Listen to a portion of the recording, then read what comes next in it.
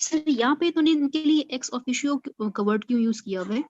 Ex officio का just मतलब ये है मैडम के जो ये एक्ट ऑफिशियो जस्टिस होता है जो बाय virtue ऑफ ऑफिस, क्या बाय virtue ऑफ ऑफिस, ठीक है, कि एक उनको पहले ऑफिस दिया गया तो उनको ड्यूटी असाइन कर दी जाती है। जैसे पहले एडिशनल सेशन जज बैठे हैं, ठीक है, उनको ही कह देते हैं कि आप भी मतलब जो 22 से 22B की जो मतलब पावर्स हैं उनको डेलीगेट कर देते हैं।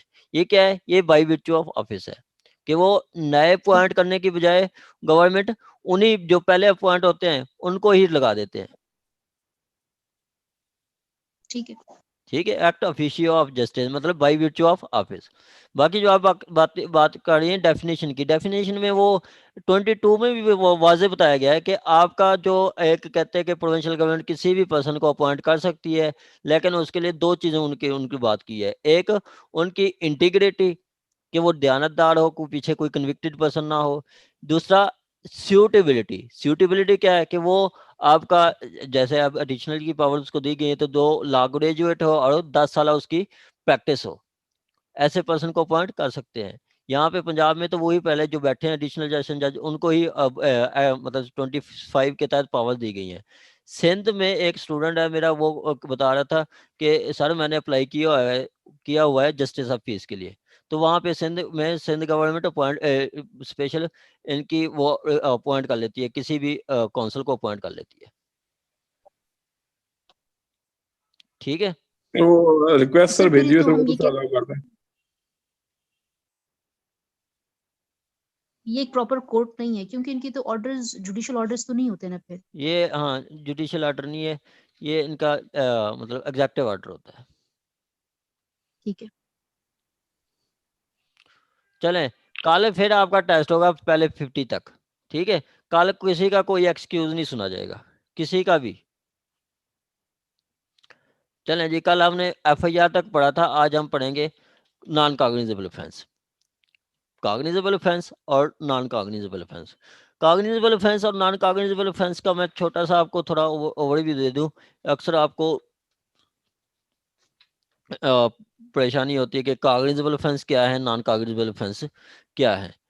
कॉग्निजेबल ऑफेंस, कॉग्निजेंस कहाँ से निकला है? Cognizance means to note something. क्या है cognizance? Means to note something, ठीक है, क्या कोई चीज़ नोट करना, की चीज़ नोट करना। इसी तरह अगर कॉग्निजेबल ऑफेंस है, कोई ऑफेंस है, तो वो कोई FIR आती है तो पुलिस वाले क्या 154 में उसको नोट कर लेते हैं, आपका जो FIR दर्ज कर देते हैं, कोई ऑफेंस है। कॉग्निजेबल ऑफेंस वो ऑफेंसेज है जो कि सीरियस ऑफेंसेज हैं, ठीक है, मोर सीरियस। जो नॉन कॉग्निजेबल हैं उनको लेस सीरियस कहते हैं। मोर सीरियस लाइक मर्डर, डकैती, रॉबरी, हर्ट, थेफ्ट, ये सारे कॉग्निजेबल ऑफेंसेज हैं।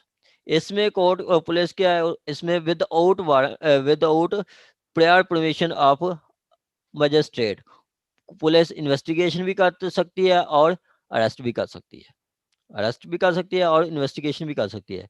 लेकिन नॉन कॉग्निजेबल ऑफेंस में police without prior permission of court magistrate वो ना ही अरेस्ट कर सकती है, ना ही वो इन्वेस्टिगेशन कर सकती है, ना ही वो इन्वेस्टिगेशन कर सकती है। जो 155 है इसका, वो जब भी कोई ऑफेंस इसी कोई ऑफेंस मिलती है, जैसे कोई पर्सन आके कह देता है कि जी मेरी मोटरसाइकिल चोरी हो गई है, ठीक है, तो इसको क्या करेगा पुलिस वाले डेली डायरी में लिख लेते हैं, ठीक है, डेली डायरी में लिख लेते हैं, वो रोज नामचे में लिख लेते हैं, जबकि दूसरा रोज नामचे में लिख के खत्म, ठीक है। इस सूरत में वो उसके पास फिर और रेमेडी होती है कि वो जाके कंप्लेंट फाइल कर सकता है। कंप्लेंट में कोर्ट कंप्लेंट मजिस्ट्रेट के पास होती है, मजिस्ट्रेट चाहे तो उनको फिर पुलिस को कह बुला सकती है, क्यूज को समन कर सकती है, और जब क्यूज को समन किया जाता है पुलिस को कहा जाएगा कि आप इन्वेस्टिगेशन करें, इन्वेस्टिगेशन करके दे दें। ये नॉन कॉग्निजेबल ऑफेंस में होगा। कॉग्निजेबल ऑफेंस सपोज कि कोई मर्डर हो जाता है तो पुलिस वालों को जाके इन्फॉर्मेशन दी जाती है, तो वो इन्फॉर्मेशन पुलिस वाले उसी टाइम लिख लेते हैं, उसी टाइम लिख लेते हैं, ठीक है। ये थोड़ा सा आपको था ओवरव्यू कॉग्निजेबल ऑफेंस और नॉन कॉग्निजेबल ऑफेंस का। सर ये सेकंड शेड्यूल में तो सिर्फ कॉग्निजेबल ऑफेंसेस के बारे में बताया है ना, तो ये उसमें नॉन कॉग्निजेबल का भी बताया कि नहीं? बताया है, उसमें बताया गया है कॉग्निजेबल है नॉन कॉग्निजेबल है, उधर बताया गया है शेड्यूल में, ठीक है। उसमें शेड्यूल में बताया गया है। ठीक हो गया। चलें आज हम पढ़ते हैं 155 से आगे। कहता है कि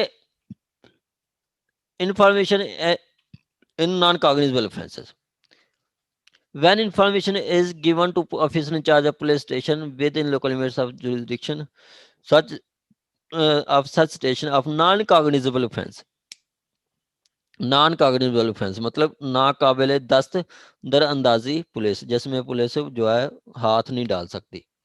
ठीक है। He shall enter into a book kept aforesaid the substance of such offense refer to and refer the informant to magistrate, और उसको कहा जाएगा कि आप मजिस्ट्रेट के पास चले जाएं। ठीक है।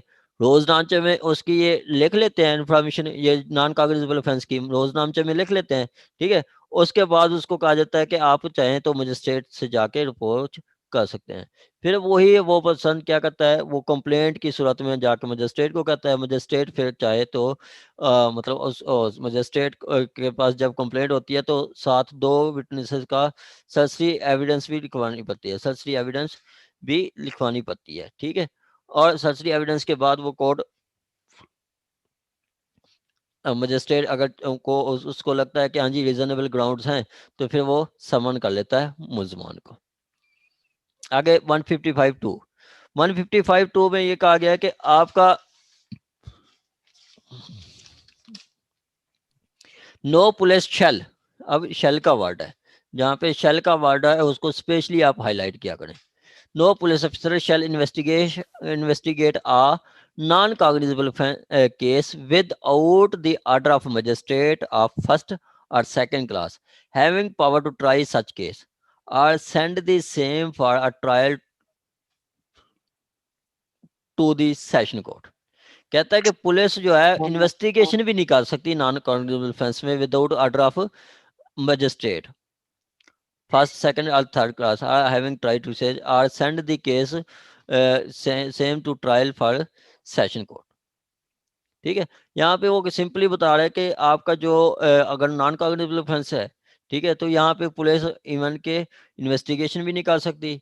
ठीक है। और वो मतलब with out order of magistrate, magistrate के ऑर्डर के बगैर वो कोई इन्वेस्टिगेशन ट्राई नहीं कर सकती, ना ही वो सेंड करेगी आपका सेशन कोर्ट को ट्रायल के लिए, कोई मतलब उसकी रिपोर्ट बना के भी नहीं भेजेगी। ऐसे होता है चलान मतलब एफआईआर हुई, एफआईआर लॉन्च हो गई तो उसमें पुलिस बाउंड हो जाती है इन्वेस्टिगेशन के। नॉन कॉग्निजेबल ऑफेंस में मतलब रिपोर्ट आ जाती है तो पुलिस इन्वेस्टिगेशन की बाउंड नहीं है। इधर कॉग्निजेबल ऑफेंस में वो इन्वेस्टिगेशन करके चलान भेजती है।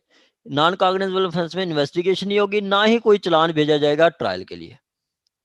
थर्ड में बताया गया कि any police officer receiving such order may exercise the same in respect of investigation except the power to arrest without warrant and or officer in charge of police station may exercise in cognizable cases। कहता है police officer जिसको information दी जाती है, information जिसको दी जाती है, सच ऑर्डर में exercise the same power in respect of investigation except power to arrest without warrant and an officer in charge of police station में एक्सरसाइज इन कॉग्निजेबल ऑफेंस। ठीक है। वो कहता है कि जिस पुलिस ऑफिसर को जो police information investigation police officer जो ऐसी इंफॉर्मेशन लेगा रिसीव करेगा, ठीक है, may exercise the same power in respect of investigation except, वो फिर बाद में इन्वेस्टिगेशन कर सकता है। ठीक है। नॉन कॉग्निजेबल ऑफेंस में अगर मजिस्ट्रेट कह दे तो इन्वेस्टिगेशन कर सकता है, लेकिन फिर भी उसमें अरेस्ट विदाउट वारंट नहीं करेगा। सपोज के मजिस्ट्रेट के ऑर्डर आ जाते हैं कि जी हाँ जी आप ये रिपोर्ट कर लिख लें, ठीक है, ये आप कर लें मतलब इसकी इन्वेस्टिगेशन कर लें, लेकिन उसके बावजूद पुलिस उसको विदाउट वारंट अरेस्ट नहीं कर सकती। जबकि कॉग्निजेबल ऑफेंस में police without warrant arrest without prior permission investigation भी कर सकती है और वारंट भी इशू कर सकती है, विदाउट वारंट अरेस्ट भी कर सकती है। जबकि इधर अगर कोर्ट कह देती है कि आप इन्वेस्टिगेशन कर लें तो इसका मतलब ये नहीं है कि उसको अरेस्ट भी कर लेगी। ठीक है, 155 सिंपली नॉन कॉग्निजेबल ऑफेंस से डील करता है। नॉन कॉग्निजेबल ऑफेंस की जब इन्फॉर्मेशन दी जाती है तो पुलिस जो है रोजनामचा में उसको लिख लेती है। दो में बताया गया कि रोजनामचा में जो लिखा जाता है उसका मतलब ये नहीं है कि वो पुलिस उसकी इन्वेस्टिगेशन करे। इन्वेस्टिगेशन नहीं करेगी जब तक उसको कोर्ट के आर्डर नहीं मिलेंगे या वो चलान भी नहीं भेजेगी। आगे का आगे कि अगर उसको आर्डर मिल जाते हैं कि हाँ जी आप इन्वेस्टिगेशन करें, तो इसका मतलब ये नहीं है कि वो अरेस्ट कर लेगी। वो अरेस्ट भी नहीं कर सकती विदाउट वारंट ऑफ अरेस्ट। ये है आपका 155।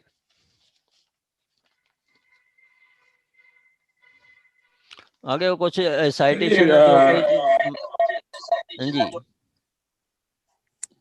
सर ये अपना सर किसी सर केस की सर मिसाल दे सकते हैं सर इसको? हाँ जी, वो मैं आपको बताया तो, एक आपने जाके पुलिस को कहा कि मुझे जो नासिर ने शादी दी एक दो थप्पड़ मार दिए। ठीक है, मुझे नासिर ने 2 थप्पड़ मार दिए। ठीक है, तो कोर्ट लिख लेगी आपका, वो रोजनामचे में लिख लेगी। बस आप कहें कि नासिर ने मेरी जेब से 200 रुपये चोरी कर लिए, तो उस पे फिर वो FIR भी करेगी, उसको नासिर को अरेस्ट भी करेगी। ठीक है, थेफ्ट क्या है, कॉग्निजेबल ऑफेंस में आ जाता है। वो नॉन अवेलेबल है और कॉग्निजेबल है। ठीक है, जो स्लैप करना, थप्पड़ मारना, सर इसमें ठीक है। हाँ जी, सर वही सर मैं पूछ रहा था सर कि सर अपना इस पे क्या क्या चीज? एप्लीकेशन तो सर दे दी, एप्लीकेशन दे दी इसको सर पुलिस वाले को, उसने सिर्फ हाँ रोजनामचे में लिख लिया, उसने हाँ, एक्ट नहीं किया, तो फिर उसके बस बाद सर मैंने क्या करना है? सर मजिस्ट्रेट के पास जाऊंगा या सर क्या करना है उसको? मेरे पे सर क्या आप वो रहेगी? मजिस्ट्रेट के पास जा सकते हैं। मजिस्ट्रेट के पास जाऊंगा सर, फिर उसके हुक्म पे सर वो कार्रवाई कर सकते हाँ हैं। जी, उसके हुक्म पे होगी कार्रवाई। सर ठीक है जी सर, सही जी मुजम्मिल साहब। सर ये जो इधर कहा हुआ है कि refer the informant to the magistrate, तो ये पुलिस वाले करेंगे कि बंदा खुद जाएगा? वो पुलिस वाले करेंगे। ठीक है, और ये सर अंडर सेक्शन 200 के तहत कंप्लेंट होगी ना, वही हाँ सारा जी, प्रोसीजर है? 200 के साथ होगी। ठीक है। हाँ जी सर मुजम्मिल साहब। सर मैं क्वेश्चन करूं? जी जी करें क्वेश्चन। सर मैं सर क्वेश्चन ही ऐसा चाहिए, लेकिन ये मैं कहना चाह रहा था कि सर ये जब भी कोई ऑफेंस कमिट होता है, नॉर्मली हम प्रैक्टिस में देखते हैं कि जो पुलिस वाले होते हैं उनकी जो हत्तल इम्कान कोशिश होती है कि वो उसको नॉन कॉग्निजेबल ऑफेंस मतलब कंसीडर किया जाए। जो भी उसके पास नॉर्मली जो रिपोर्ट जाती है, तो वो जल्दी जो ना FIR दर्ज नहीं करते। मतलब नॉर्मल जो केसेस होते हैं, तो उनकी कोशिश होती है कि इसी में डाला जाए 155 में, मतलब रोज़नामचा जो उनकी डेली डायरी होती है उसमें दर्ज किया जाए। तो सर अगर इस सूरत में हो के कोई कमिट होता है ऑफेंस जिसकी फौरन मतलब FIR दर्ज होनी चाहिए और वो नहीं होती, तो सर अगर वो लेट जाके दाखिल करते हैं, पहले वो 155 में कर देते हैं, हालाँकि उसमें होना चाहिए था कि 154 में होनी चाहिए थी। तो वो पुलिस भी उससे भी पूछा जाएगा कि आपने क्यों किया ये? बिल्कुल किया जाएगा। अब आप कह रहे हैं कि जो कॉग्निजेबल ऑफेंस है उसको वो रोजनामचे में लिख लें, आप जाके चोरी का पर्चा करवाएं और वो रोजनामचे में लिख लें। तो इस पे कल मैंने आपको बताया था वो जी। साइटेशन जो है 2006 आपकी 2006 SCMR पेज नंबर मुझे अब याद नहीं आ रहा। उसमें क्या कहा गया है? उसमें यही कहा गया था कि 1546 हाँ 1546 के 1546 1546 उसमें को सुप्रीम कोर्ट ने कहा कि जो ऑफिशियल्स पुलिस ऑफिशियल्स रिस्पॉन्सिबल हैं FIR लॉन्च ना करने के, उनके खिलाफ डिपार्टमेंटल इंक्वायरी होनी चाहिए, डिपार्टमेंटल एक्शन लिया जाना चाहिए। ये सारे IGPs को डायरेक्शन दी थी चीफ जस्टिस ऑफ पाकिस्तान ने। ठीक है, तो ये तो मतलब ये उनकी ग्रास मिसकंडक्ट में आ जाता है अगर वो FIR नहीं लॉन्च करते तो। सर ये मेरा ना पर्सनल एक्सपीरियंस है, इसलिए मैंने अच्छी बात है, करना चाहिए शेयर। ठीक हो गया। तो वो तो चलें सिर्फ जी, अपनी वो ACR दुरुस्त रखने के लिए सर इस तरह ही करते हैं कि ज्यादा हमारे उसमें थाने में वो नहीं हुआ, जुराइम नहीं आए इलाके में, ऐसे ही SHO है। सर इसलिए करते हैं। नहीं सर वो कह रहे सर वो जो मेरे केस में हुआ ना, वो मजिस्ट्रेट के सामने जब ये हुआ था ना, तो उन्होंने वजाहत ये थी कि मजिस्ट्रेट ने भी यही कहा कि ना, वो कह रहे थे कि थाने में काम बड़ा ओवरलोडेड था और जिसकी वजह से ये मिस्टेक होगी, तो इस वजह से रफा दफा हुआ वो, मतलब ना ये मामला। चलें जी आगे 166 155 सर इसमें थोड़ा सा लास्ट सबसेक्शन 3 में थोड़ा सा जवाब दे देना सर। कि अगर आपने कहा कि यहाँ पर बात हुई इन्वेस्टिगेशन की, सर ऑर्डर करेगी कोर्ट जो इन्वेस्टिगेशन की हद तक, अगर कोर्ट जो है एफआईआर रजिस्टर का ऑर्डर करती है, तो फिर पुलिस जो है इन नॉन कॉग्निजेबल ऑफेंसेस में भी उसको गिरफ्तार कर सकती है या इन्वेस्टिगेशन कर सकती है। नॉन कॉग्निजेबल ऑफेंस में इन्वेस्टिगेशन कर सकती है। कैसे करेगी? जैसे कॉग्निजेबल ऑफेंस में इन्वेस्टिगेशन करते हैं वैसे ही इन्वेस्टिगेशन 156 के साथ इन्वेस्टिगेशन कर लेगी, लेकिन इन्वेस्टिगेशन कर लेगी लेकिन आपका अरेस्ट नहीं कर सकती। नहीं, लेकिन कैसे अगर एफआईआर मजिस्ट्रेट के पास सर खुद जाना पड़ेगा तब सर इन्वेस्टिगेशन होगी, या सर पुलिस खुद ही इन्वेस्टिगेट करेगी? वो पुलिस आपको रेफर करेगी। मे रेफर का वर्ड है कि वो कहेगी कि आप मजिस्ट्रेट के पास जा सकते हैं। ठीक है सर, ठीक है। चलें जी 155 सर जी। सर ये ऊपर ना, ऊपर 1 minute for set the substance of such information, मतलब ये सब्सटेंस से मुराद है कि जो वो इंफॉर्मेशन होगी, वो जो चीज होगी। जी जी जी जो वो सब्सटेंस मतलब जो उसका वो मतलब जो उसने इंफॉर्मेशन देनी है, ठीक है, जो उसने फैक्ट्स बताने हैं, जो जो मुद्दा उसने होगा, जो सर्कमस्टांसेस मुद्दा होगा, बताने हैं, ठीक है, वो सारे जो उसमें ठीक लिख देगी। ठीक ठीक ठीक ठीक ठीक है, जो उसने फैक्ट्स बताने हैं, जो उसने सर्कमस्टांसेस बताने हैं, जो उसने ऑफेंस बतानी है, वो सारे उस रजिस्टर में लिख लेगी। ठीक ठीक ठीक ठीक, थैंक यू सर। आ गया जी 156 150 investigation to cognizable cases. Cognizable cases में इन्वेस्टिगेशन कैसे होती है? कहता है any officer in charge of police station may without the order of magistrate investigate any cognizable case with which a court having jurisdiction over a local area within the local limits of such station would have power to inquire into or try under the provision of chapter 25 relating to place of inquiry or trial। ठीक हो गया। अब क्या है जी, police officer in charge of police station, यहाँ पे officer in charge of police station वो एसएचओ फिर कोई पावर होती है इन्वेस्टिगेशन करने की, और वही आपका एसएचओ है वो नीचे उसके जो इन्वेस्टिगेशन ऑफिसर आई होते हैं, जो ऑफिसर्स होते हैं, उनको जो है मार्क कर देता है। वो बता देता है कि इस केस की फलां ऑफिसर ने करनी है, इस केस की फलां ऑफिसर ने, इस केस की फलां ऑफिसर ने इन्वेस्टिगेशन करनी है।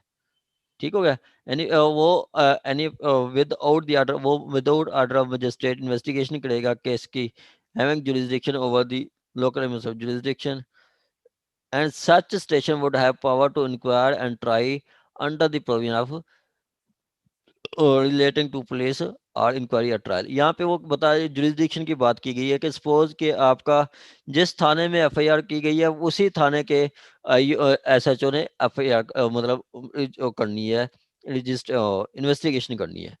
जिस थाने में एफआईआर की गई है उसी थाने के एसएचओ ने रजिस्टर करनी है। ठीक है, जो चैप्टर 25 की बात कर रही है, चैप्टर 25 है आपकी टेरिटोरियल जुरिसडिक्शन के बारे में बताता है। ठीक है, टेरिटोरियल जुरिसडिक्शन के बारे में बताता है कि वो आपकी ट्राई कहाँ किया जाएगा, ऑफेंस को ट्राई। सर 15 दी 15, सॉरी चैप्टर 15 की बात कर रहे हैं। चैप्टर 15 क्या है? 15 की बात कर रहे हैं। क्या है चैप्टर 15? सर देख के बताता हूँ।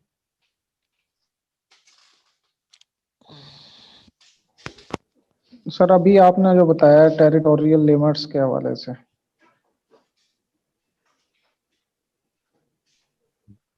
Sir jurisdiction of criminal court और इंक्वायरी एंड ट्रायल।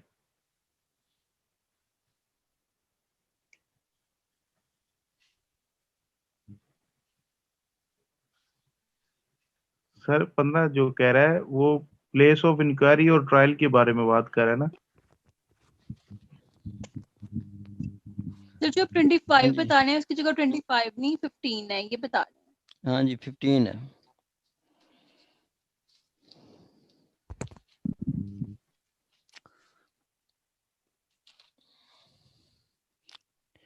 चैप्टर 15 वही टेरिटोरियल जुरिसडिक्शन के बारे में बताता है कि आपकी जो इंक्वायरी कहाँ पे होगी। ठीक है, वो चैप्टर 15 वही के मतलब जो मैंने आपको पहले भी बताया कि टेरिटोरियल जुरिसडिक्शन के बारे में बताता है कि जहाँ पे वो कहता है कि जहाँ ऑफेंस कमिट की गई है उसके नियरेस्ट जो आपका पुलिस स्टेशन है वो इंक्वायरी करेगा, वही इन्वेस्टिगेशन करेगा, और उसकी नियरेस्ट कोर्ट जो होगी वही आपकी कॉग्निजेंस लेगी, वही ट्राई करेगी। सिंपली 156(1) में बताया गया कि वो जो आपका फिजिकल इंचार्ज है जिसकी जुरिसडिक्शन में एफआईआर लॉन्च की गई है वो इन्वेस्टिगेशन करेगा, इन्वेस्टिगेशन करके वो रिपोर्ट बना के सबमिट करवाएगा। आगे 155(2) बताता है कि no proceeding of police officer in any such case shall at any stage be called in question on the ground that the case was one which such officer not empowered under this section to investigate।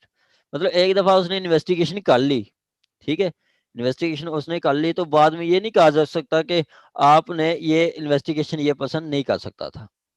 Suppose के FIR launch होनी थी आपके लाहौर के थाना अनारकली में, FIR launch हो गई मजंग अड्डे में, थाना मजंग में एफआईआर लॉन्च हो गई, एफआईआर लॉन्च हो गई, इन्वेस्टिगेशन हो गई, तो बाद में ये नहीं कहा जा सकता कि ये थाना या ये थाने पे तो एफआईआर लॉन्च नहीं हो सकती थी, या ये ऑफिसर जो है ये इन्वेस्टिगेशन कर ही नहीं सकता था। हो गई तो बाद में किसी कोई ये नहीं कर सकता कि ये इसकी पावर नहीं थी, को ऐसा कोई क्वेश्चन कोई ग्राउंड नहीं उनकी सुनी जाएगी। ठीक है, ऐसी कोई ग्राउंड नहीं सुनी जाएगी, लेकिन वो कहता है कि होनी कॉग्निजेबल ऑफेंस चाहिए। आगे कहता है सर केस जी सर इसका मतलब ये है कि मतलब जो एक दफा एफआईआर दर्ज हो गई है तो वो उस केस को देखेंगे, चाहे कि उस पुलिस स्टेशन में होनी चाहिए ये इतनी ये सवाल नहीं होगा, लेकिन वो अगर दर्ज हो गई है तो उसको कंसीडर किया जाएगा। केस के मेरिट्स देखे जाएंगे, बस केस के मेरिट्स देखे जाएंगे। केस के एफआईआर इन्वेस्टिगेशन स्टार्ट हो भी गई है तो ये नहीं देखा जाएगा कि इन्वेस्टिगेशन किसने की है। ठीक ठीक ठीक है, ये नहीं उसका ऑब्जेक्शन बनेगा कि वो मिस्टर ए ने ऑब्जेक्शन इन्वेस्टिगेशन की है तो वो कंप्लेनेंट या दूसरा एक्यूज ये नहीं कह सकता कि ये तो पर्सन पावर ही नहीं रखता इन्वेस्टिगेशन करने का।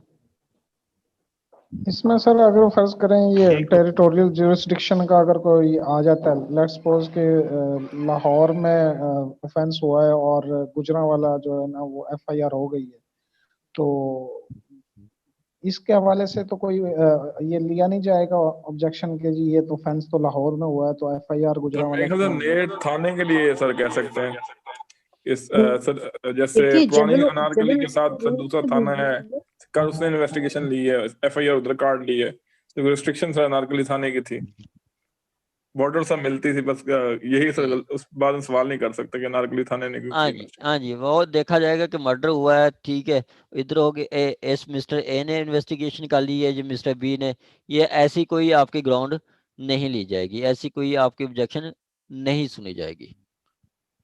ठीक हो गया। देखिए, जनरल रूल यही है ना कि जहाँ पे ऑफेंस हुआ है वही एरिया जो है उसको इन्वेस्टिगेट भी करेगा। ठीक है, ये जनरल रूल है।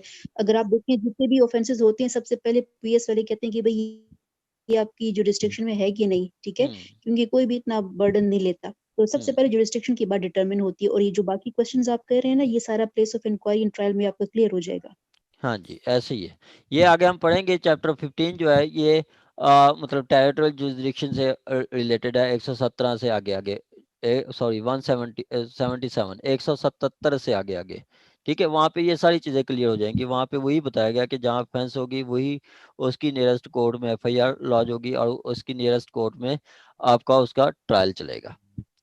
आगे 156(3) क्या कहता है उसमें, कहा तक जी सर क्वेश्चन वो ना, फिर ये क्वेश्चन आगे निकल जाएंगे ना, इसलिए मैं अपनी सवाल जो क्लियर करना चाह रहा था। मात्र सर आपको चलें इंटरप्ट चलें कर रहा हूँ बार बार। करें क्वेश्चन करें आप। सर क्योंकि रिसेंटली अभी मेरा एक मर्डर केस ट्रायल तो अभी शुरू नहीं हुआ, लेकिन अभी मतलब केस मेरे पास है। उसमें सर ये क्वेरी ये है कि सर वो ना जो रिपोर्ट दर्ज हुई है ना पहले, वो सर उसमें पुलिस की मुद्दत में हुई है, पुलिस की एफआईआर। तो बाद में सर जो उनके पास इन्वेस्टिगेशन में उन्होंने देखा मुलजिम पकड़ा गया है, तो उसके बाद जो वो अमेंडमेंट हो सकती है उसमें एफआईआर में? आपके मतलब दफात चेंज हो सकती हैं। नहीं मतलब आप कहते बाकी हैं कि मुद्दत भी कंप्लेनेंट चेंज हो सकती? नहीं नहीं, वो नहीं होती ऐसा कोई नहीं ला। ठीक है, वो बाद में आके जो उनके इंटरेस्टेड पर्सन हैं, ठीक है, वो आपकी स्टेटमेंट दे सकते हैं। ठीक है, सप्लीमेंट्री स्टेटमेंट दे सकते हैं, लेकिन वो सप्लीमेंट्री स्टेटमेंट भी वही उसकी जो कंप्लेनेंट के लिए लायक समझी जाती है।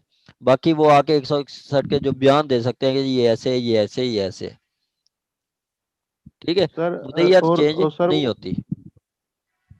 सर वो बंदा अब जब पकड़ा जाएगा, मतलब अक्यूज पकड़ा जाता है, तो सर उसको जो आजकल ये ट्रेंड चला हुआ होता है, ये मीडिया ट्रायल है, जो मतलब फौरन मीडिया पहुंच जाता है थाने में, उसको मतलब पूरा ट्रायल उसका उधर ही ले लेते हैं, उससे कन्फेशन ये वो सारा करवा के। सर इसकी कोई वैल्यू तो नहीं होती ना, ये तो एक्स्ट्रा जुडिशियली आ जाएगा ना एक्स्ट्रा जुडिशियल कोई इसमें? वैल्यू नहीं है, कोई वैल्यू नहीं है। कोई वैल्यू नहीं है। ठीक है, कोई वैल्यू नहीं है। ठीक ठीक। चलें ये जी, मैं सर आपके पास आऊंगा तो इसको हम डिस्कस करेंगे चलें जरा इंशाल्लाह। बेहतर तरीके से, ठीक है? इंशाल्लाह सर, इंशाल्लाह कर लेंगे इंशाल्लाह। ठीक। चलें जी, 156(3) कहता है एनी मजिस्ट्रेट अंडर सेक्शन 190 में ऑर्डर सच इन्वेस्टिगेशन एज अबव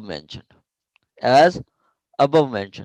अब वही कहते हैं कि यही जो 156 की 3 है, इसके अकॉर्डिंग को पुलिस मजिस्ट्रेट के पास भी पावर है कि वो एफआईआर का ऑर्डर कर सकता है।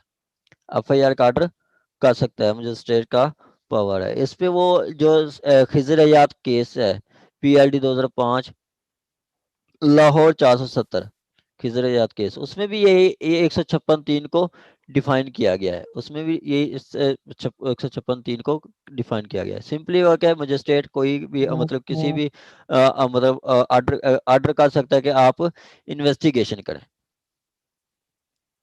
ठीक है, किसी भी को कह सकता है कि आप इन्वेस्टिगेशन करें, किसी भी केस की इन्वेस्टिगेशन करें। ये आपका 156(3) बताया गया है। 4 बताया गया कि notwithstanding anything contain in 1, 2, 3 no police officer shall investigate an offence under section 497 एंड 498 Pakistan Penal Code accept a complaint by a husband or of a woman or in his presence by some person who had care of such woman with on his behalf at the time when such offense was committed। अब ये 400 आपकी 98 497 98 ये तकरीबन वो PPC में repeal हो चुके हैं। वैसे ये आपके ऑफेंसेस हैं इसके अडल्ट्री के। क्या है जी?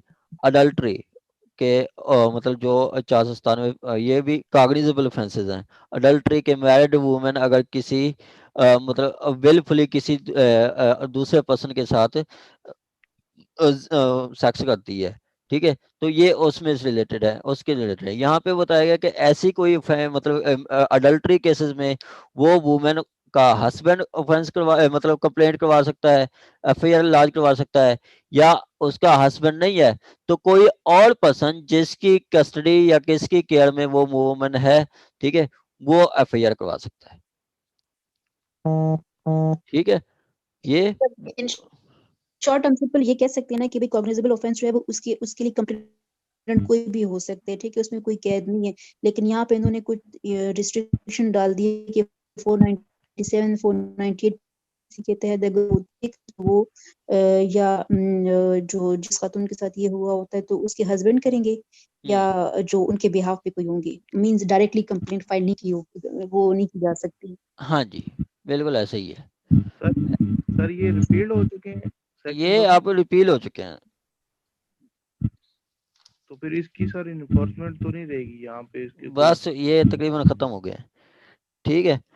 उसके बाद आप कौन सा section repeal Pakistan penal code गए हैं, 497 498 पाकिस्तान पिनल कोड।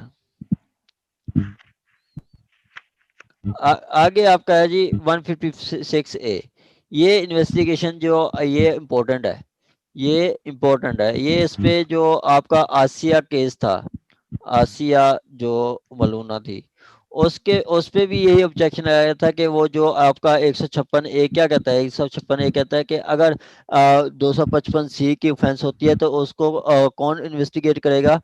एसपी लैंक मतलब वो सुप्रीडेंट पुलिस, वो इन्वेस्टिगेट कर सकता है, इसके अलावा कोई पर्सन नहीं कर सकता है। लेकिन उस पे तो इंस्पेक्टर ने इन्वेस्टिगेशन की थी, ये भी ऑब्जेक्शन रेज किया गया था, ठीक है। कहता है कि not with anything contain in this code, मतलब कहता है कि बावजूद इसके कि उसमें जैसे पीछे आप पढ़ चुके हैं कि कोई भी इन्वेस्टिगेशन है वो एसएचओ करता है, स्टेशन हाउस ऑफिसर, ठीक है, police in charge of police station, वो रिकॉर्ड करता है।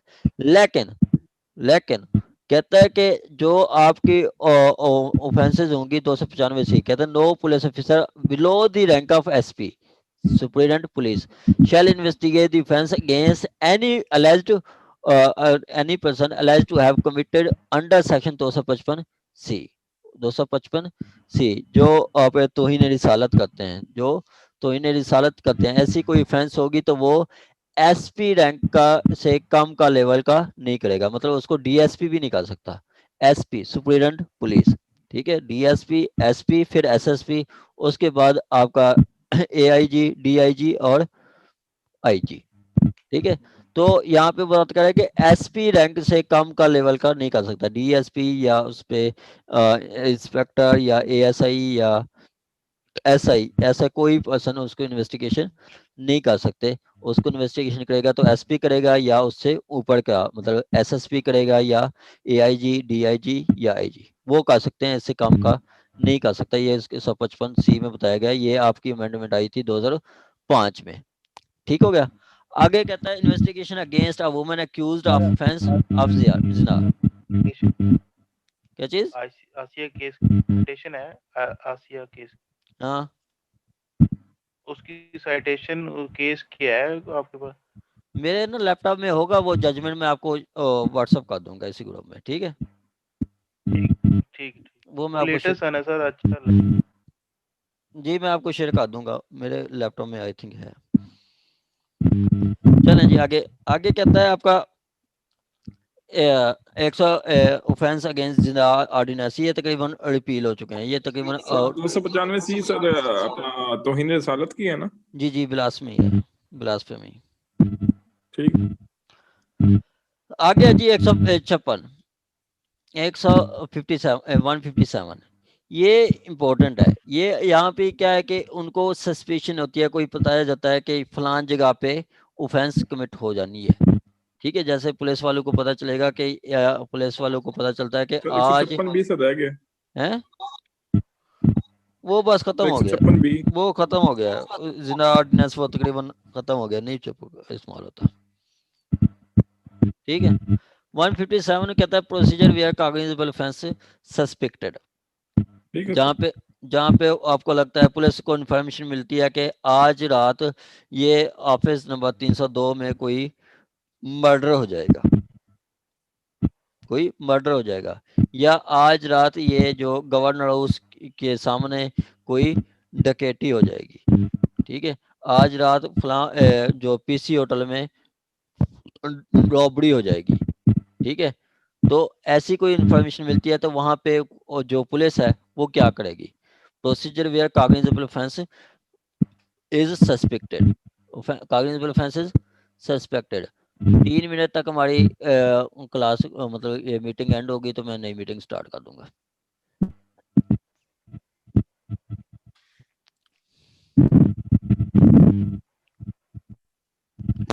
कहता है जी procedure where cognizable offence suspected, कहता है if from information received or otherwise an officer in charge of police station has reason to suspect the commission of offense which he is empowered under section 56 कि अब उसको information मिलती है किसकी, cognizable offence की, किसकी, कॉग्निजेबल ऑफेंस की, जिसमें वो empowered है 156 के तहत कि वो इन्वेस्टिगेट कर सके, ठीक है, उसको मतलब has reason to suspect of commission of offence, उसको शक है कि आज फूड स्ट्रीट में कोई ऑफेंस हो जाएगी, अनारकली फूड स्ट्रीट में कोई ऑफेंस हो जाएगी, उसको शक है, जिसमें ऐसी कोई ऑफेंस जिसमें वो इन्वेस्टिगेशन कर सकता है, मतलब कॉग्निजेबल ऑफेंस है।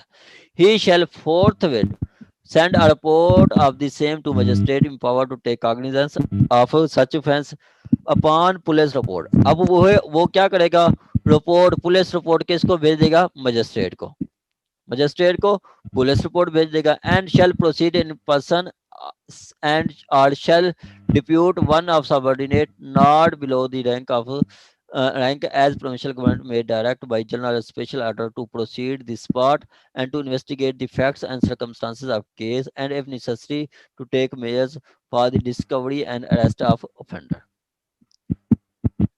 ठीक है, अब एक मजिस्ट्रेट को सस्पिक्शन होती है कि आज यहाँ पे कोई पर्सन की डेथ हो जाएगी, कि यहाँ पे किसी पर्सन की डेथ हो जाएगी, ठीक है, तो वो मुझे मतलब SHO या कोई पुलिस ऑफिसर क्या करेगा, उसने वही रिपोर्ट कर देनी है मजिस्ट्रेट को।